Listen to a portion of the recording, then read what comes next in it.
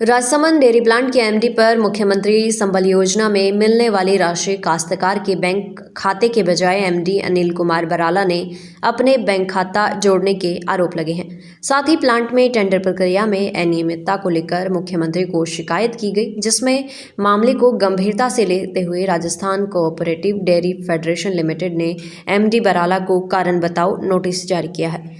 किसानों व काश्तकारों के लिए राजस्थान सरकार की मुख्यमंत्री संबल योजना में दी जाने वाली सहायता राशि को पोर्टल पर काश्तकारों को खाते जोड़कर प्रतिमाह डीबीडी की राशि दी जाती है, जिसमें डेयरी सचिव द्वारा काश्तकारों की बैंक खाते की जानकारी को उसमें जोड़ा जाता है व उसमें सुधार का कार्य एमडी द्वारा किया जाता है।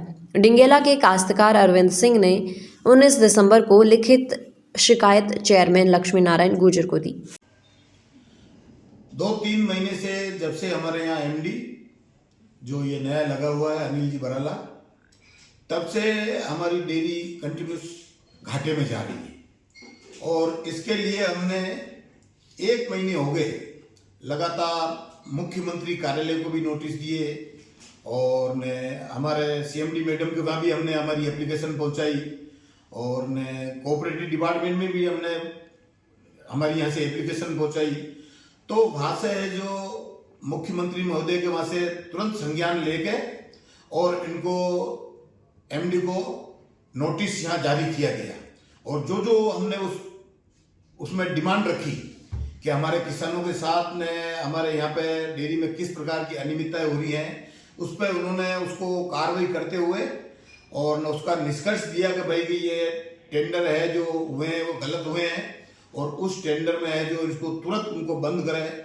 और उसको जो अभी तक एमडी महोदय ने इनकी मेहरबानी ऐसी हुई कि उनको अभी तक कंटिन्यूस चालू कर रखा है, उनको बंद नहीं किया। उसके बाद फिर इनको 12 तारीख को फिर कारण बताओ नोटिस वहाँ से मुख्यमंत्री के कार्यालय से जारी हुआ कि आप उसका कारण बताओ, तो उसका भी इन्होंने कोई जवाब नहीं दिया। उसके पूर्व में भी हमने जो कई प्रकार के जो हमारे यहाँ अनियमितताएं हो रही है डेयरी में, जैसे अभी एक डिंगेला की डेयरी है, उस डेयरी में जो संबल योजना मुख्यमंत्री की पड़ती है राजस्थान सरकार की किसानों के लिए, उस संबल योजना में भी जो हमारे सचिव के नाम की जगह कोई दूसरे व्यक्ति के नाम का है, जो वो बैंक के जो अकाउंट नंबर होते हैं वे दूसरे व्यक्ति के नाम के उसमें जारी हो गए, जबकि हमारे सचिव के द्वारा और यहाँ आरपी के द्वारा हमारे डेयरी के जो सचिव के नंबर दिए गए थे, उस नंबर की जगह दूसरे नंबर दिए। उस नंबर को हमने आगे भी है जो मुख्यमंत्री वहाँ भी लिखा और ने अपने सीएमडी मैडम को भी लिखा और ने एमडी को भी लिखा कि आप इसकी तुरंत जांच करें कि ये किस आदमी के नंबर हैं।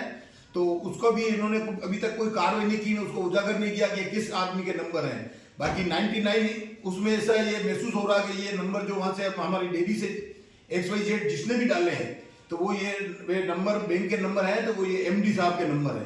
तो ये एमडी साहब के अकाउंट नंबर उसमें कैसे आ गए? हमारे यहाँ 300 डेयरी चलती है, 1-2 डेयरी नहीं चलती।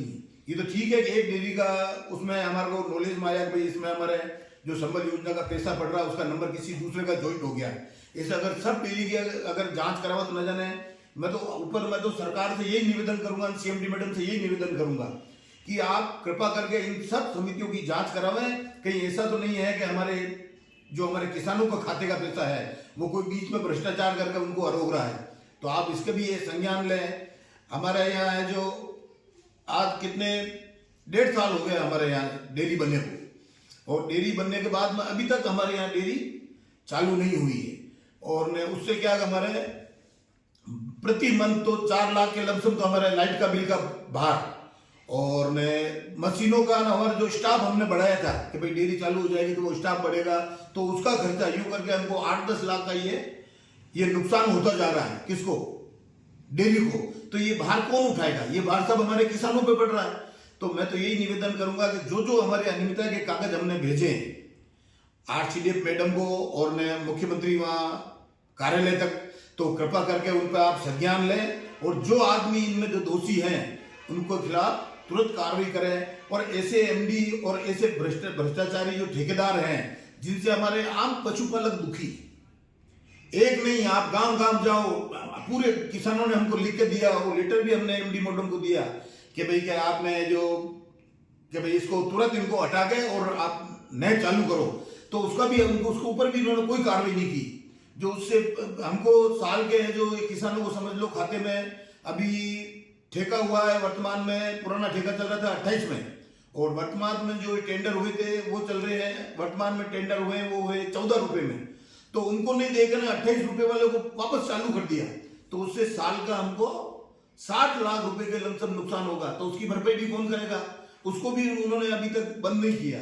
और सबसे बड़ा पॉइंट तो ये है कि हमने 1.5 महीने हो गए हमको बोर्ड की बैठक आउट होने को, 1.5 महीना हो गया भाई साहब। 1.5 महीने से हमने जो बोर्ड में फैसले लिए कि भाई ये काम हमारा होना चाहिए जिससे हमको डेयरी व्यवस्थित चले और डेयरी वहाँ जो हानि में जा रही है वो व्यवस्थित स्थिति में आ जाए। अभी तक एमडी साहब ने यहाँ से उनकी है जो प्रोसीडिंग की कॉपी तक वहाँ जयपुर नहीं भेजी है, जबकि नियम है कि 7 रोज के अंदर वो कॉपी जयपुर पहुंच जानी चाहिए। जब इन्होंने नहीं भेजी उस कॉपी को तो हम 11 डायरेक्टर इकट्ठे होके फिर हमने एक अलग प्रोसीडिंग में उस प्रोसीडिंग में हमने पूरी कार्रवाई रजिस्टर बना के और उसमें हमने जितने भी पॉइंट निर्णय लिए थे बोर्ड की बैठक में वो हमने सीएमडी मैडम को भेजे हैं। मैं तो उनसे निवेदन करूंगा कि उनको तुरंत लागू करके और आप कृपा करें और ऐसे भ्रष्ट अधिकारी को आप तुरंत यहाँ से हटावें और कोई अच्छे से अच्छे आदमी जो जानकार और सीनियर आदमी हो ऐसे सीएमडी को लगावे, क्योंकि अभी तक तो हमारी डेयरी चालू नहीं हुई है। उसके पहले ये दलदल में अगर हमारी डेयरी धस गई तो हमारी डेयरी की स्थिति क्या होगी? आप कृपा करें, किसानों की तरफ ध्यान दें। हमारे प्रधानमंत्री महोदय किसानों के लिए इतनी भी योजना बना रहे हैं, हमारे मुख्यमंत्री की तरफ से इतनी संबल योजनाएं आ रही है, करोड़ों रुपए का वे अनुदान दे रहे हैं, वे किसानों का इतना ध्यान रख रहे हैं। और जबकि आज ये वर्तमान में हमारे यहाँ किसान के अहित हो रहा है, उनको ध्यान में रखते हुए जो ये अनियमितता हमारी डेयरी में हुई है इसका आपके माध्यम से मैं तो सरकार से यही निवेदन करूंगा कि तुरंत समाधान करें ताकि किसानों को लाभ होगा।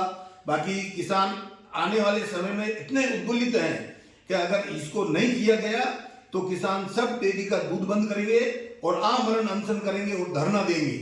मैं तो यही निवेदन करूं कि आपके माध्यम से हमारी प्रार्थना पहुंचे, सरकार तक पहुंचे, सीएमडी मैडम तक पहुंचे और इस पे जल्दी से जल्दी कार्रवाई करें। और हमारे डायरेक्टर विराजमान है यहाँ, जगदीश जी, भाई प्रकाश जी, उदयलाल जी, और आप जब आदेश करो हम तो 12 डायरेक्टर हम तो जयपुर जाने के लिए भी सोच रहे हैं कि एक बार जयपुर जावे और सीएमडी मैडम से जाकर मिले कि आप कृपा करके आप जब तक इनको तुरंत जो समस्या है उनको समाधान करें, नहीं इस एमडी को यहाँ से हटाए और अच्छे अधिकारी को यहाँ पे लगाए। आपकी तरफ से